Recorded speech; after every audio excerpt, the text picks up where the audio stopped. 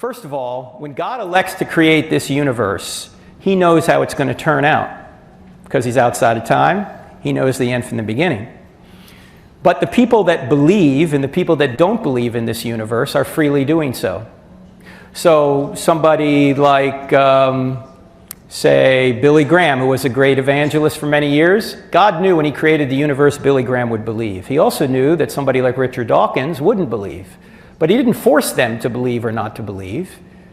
He allowed them to make their own choice. Now, is it possible God could have created a universe where everyone believed? Yes, it's possible, but probably not logically. It's logically possible, but probably not actually achievable. Because if God has truly given people free will, then they're going to make their own choice. And I don't know about you, but I don't always choose God. Maybe you do. You're so innocent. But I don't always choose God.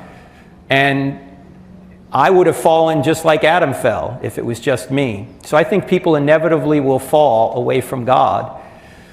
But some people don't want to be redeemed by God. The second thing we might say about that is that God still gets his free will done through people who don't believe in him.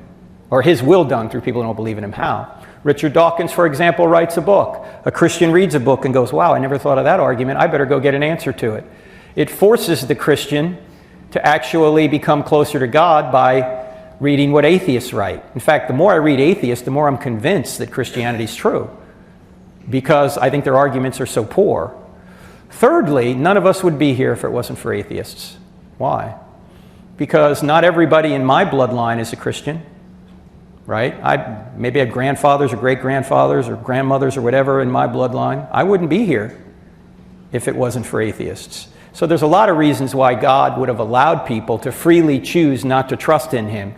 If he forced people to trust in him, then they wouldn't really be free creatures, and this wouldn't be a moral universe to begin with, would it?